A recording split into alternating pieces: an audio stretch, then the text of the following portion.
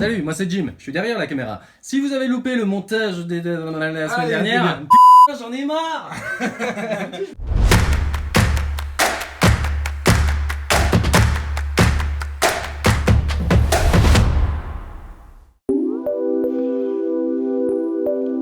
Ah mais je la connais cette main. Bah ouais, c'est Dem. D'ailleurs, si vous voulez en voir un peu plus, elle a un Instagram bien fourni. On lui a pas vraiment donné d'indication, on a juste vu les couleurs, ce qui nous plaisait, et puis Baptiste s'est retrouvé en cyborg bricolo, et c'est plutôt stylé. Ouais, grave, ça le fait trop, mon gars.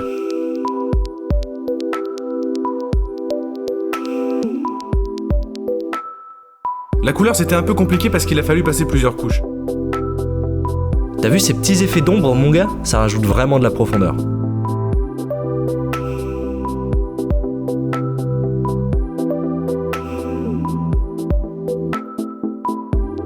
Mon petit prénom qui va bien. Bon, après, en même temps, comme tout le monde dit qu'on se ressemble, au moins là, c'est bien clair.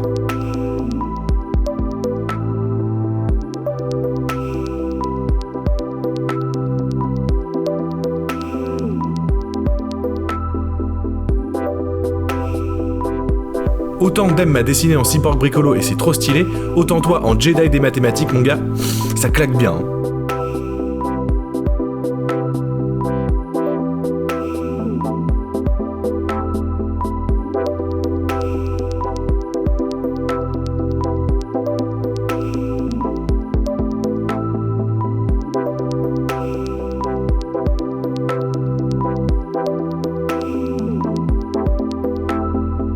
Bon, et puis je refais un petit big up à Dem qui nous a vraiment fait un super finish sur la borne.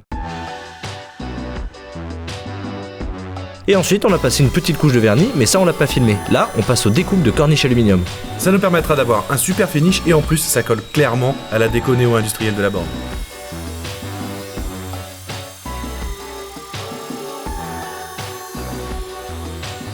Et puis on les colle avec de la super glue. Pourquoi ? Bah parce que c'est une prise très rapide. Et c'est pratique.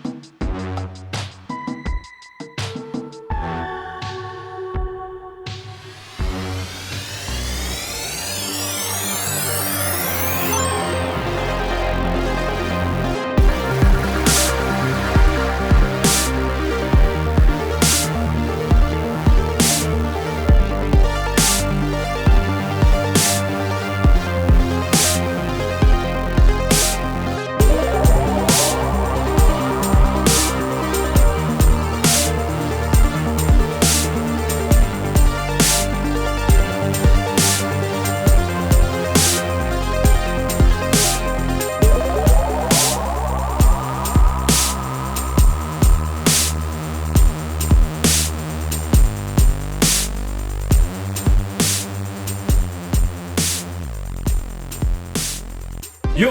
Alors bon, ça y est, on a enfin fini cette borne d'arcade, on en est plutôt fiers. Sauf que bon, évidemment, comme on vous a dit dans le dernier épisode, vous avez peut-être pas pu bien la voir, donc là c'est le moment de la présenter, de répondre à vos questions. Combien ça nous a coûté, pourquoi on l'a construite, Pourquoi Raspberry Pi, qu'est-ce qu'il y a sur Raspberry Pi, et puis aussi on va à la fois répondre à vos questions, puis en même temps on va utiliser la borne comme support pour vous montrer quelques aspects techniques que vous n'avez peut-être pas vu dans les vidéos d'origine. Ah oui, parce qu'une borne d'arcade, comme vous le savez, c'est de la construction, mais c'est aussi de la programmation. Alors on s'est dit qu'en vidéo et en faire carrément un épisode, ça allait être peut-être un peu long et un peu ennuyant. Ouais. Donc autant vous expliquer ce que vous pouvez faire, notamment au niveau de l'OS. Oui, c'est vrai qu'il y a vraiment enfin, je dirais pas un large choix, mais il y a du choix concernant les systèmes d'exploitation pour bande d'arcade, que ça soit Recalbox, Retropie ou Laka. Alors d'ailleurs, pour cette borne d'arcade, nous on a utilisé le système Retropie parce qu'on peut aller chercher un petit peu plus loin dans le système. C'est ce qui nous a permis de gérer le marquis, notamment l'enchaînement des couleurs, etc. Quand un jeu démarre et qu'il fonctionne, c'est vert. Quand un jeu ne marche pas, ça devient rouge. Ça, on a pu le faire grâce à Retropie parce qu'on a pu rentrer un petit peu plus dans les méandres du système d'exploitation. Donc par contre, ça veut pas dire qu'on ne vous conseille pas Recalbox, notamment la nouvelle version qui est sortie à l'heure où on écrit ces lignes. Qui est français. Et qui lui est beaucoup plus clé en main. Si vous vous rendez sur le site de Recalbox, on leur fera plus volontiers de la publicité pour les personnes qui veulent débuter dans la construction d'une borne d'arcade ou d'un système d'émulation. Tout est beaucoup plus guidé, beaucoup plus simple. Ouais, même au niveau de l'interface, c'est plus clair.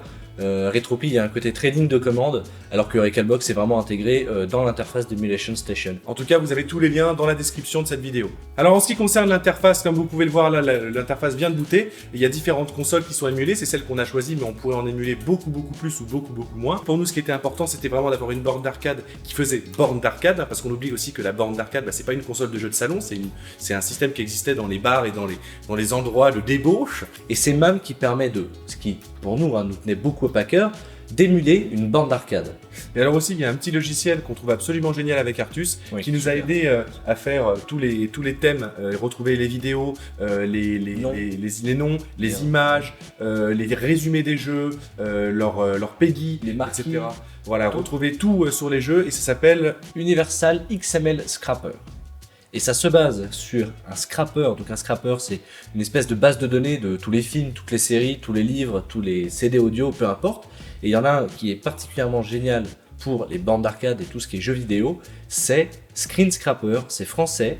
On leur a fait un don à l'occasion de la construction de la borne d'arcade parce que le travail qui est accompli est absolument incroyable. Alors ce marquis, il est développé spécifiquement et grâce à Retropie, il est développé spécifiquement et d'une certaine façon, tel qu'on l'a voulu, à partir d'un strip LED RGB. Oui, un strip LED RGB, mais qui est particulier parce qu'en fait chaque petite LED a sa propre puce qui permet d'être contrôlée indépendamment de chacune des autres LED. Et donc ce qui permet de créer cet effet arc-en-ciel. On pourrait très bien y mettre un système comme K2000 avec toutes les LED qui clignotent, on pourrait faire un chenillard, on pourrait mettre n'importe quelle couleur, on pourrait faire beaucoup de choses. Enfin bon bref, ce qui est important de savoir, c'est que si vous voulez faire un effet arc-en-ciel, ça va être difficile avec Recalbox, pas impossible mais difficile. Vous pouvez le faire plus facilement parce que vous pouvez rentrer plus dans le système grâce à Retropie, mais surtout un effet arc-en-ciel de l'intégralité du système qui bouge de chaque couleur, c'est possible avec n'importe quel strip LED classique, mais il faut un strip LED spécifique et un programme Arduino spécifique pour faire un arc-en-ciel qui se déplace de gauche à droite comme ça. Et c'est grâce à ce strip LED et à ces petites puces, comme vous a dit Artus, qu'on peut le faire. Il y en a plein qui permettent de faire cette gestion LED par LED. Le principal, c'est qu'on vous met dans la description, encore une fois, le lien si vous voulez vous amuser et aller piocher un petit peu les infos pour pouvoir coder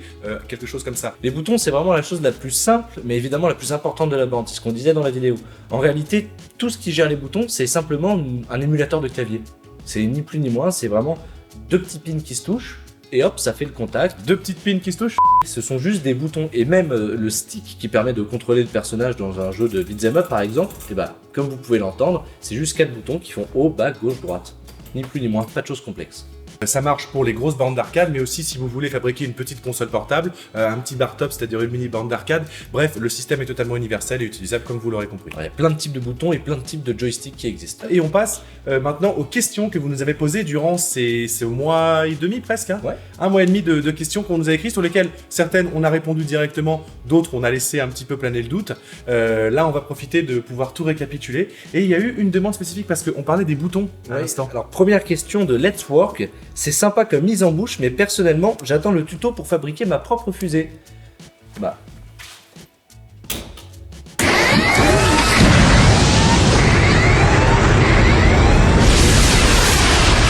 On a aussi Thibaut Pétavi qui nous dit super classe, mais je me suis toujours demandé comment faire si un branchement derrière la télé déconne, vu que vous fermez l'arrière avec votre méthode familiale, le CVC, un poil bourrin. Alors Thibaut, oui, t'as pas totalement tort. Effectivement, on n'a pas mis de trappe à l'arrière.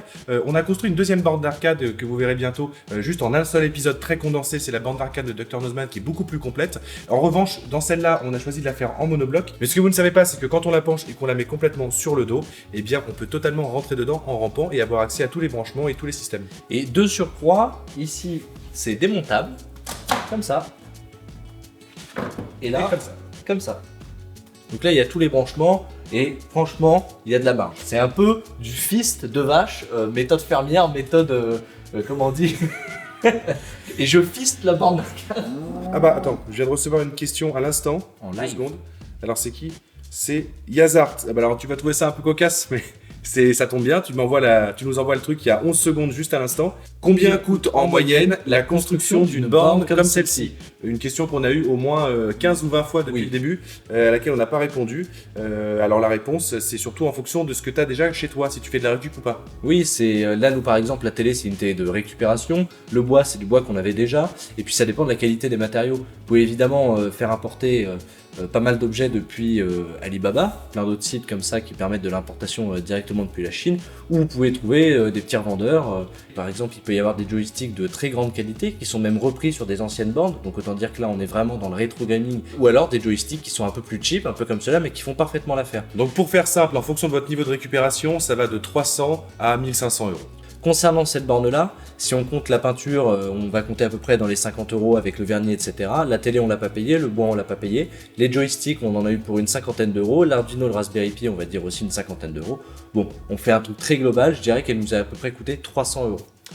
Ensuite, si vous utilisez par exemple une distribution comme Recalbox, la version récente de Recalbox ou même l'AK, les versions existent en x86, x64, ce qui veut dire que vous n'êtes pas obligé d'utiliser un Raspberry Pi à 30 euros pour la faire, mais carrément un ordinateur à l'intérieur. Et vous pouvez pour le coup utiliser un vieil ordinateur. Ou un excellent ordinateur à 2000 euros. Donc ça peut revenir très cher. Bref, vous avez compris quoi. Mathéo Bauer. Salut les gars, pouvez-vous aussi expliquer comment vous avez configuré le Raspberry si ce n'est pas prévu, s'il vous plaît? Sinon, super vidéo, j'adore ce que vous faites. Alors, Mathéo Bauer, c'est une question que beaucoup de gens aussi nous ont posée. Oui, tout à fait. Et la réponse, elle est toute simple, c'est comme toutes les autres distributions sur Raspberry Pi. Si vous avez déjà utilisé un Raspberry Pi, vous mettez la carte microSD dans votre ordinateur, vous utilisez l'application qui est recommandée par Recalbox qui s'appelle Etcher.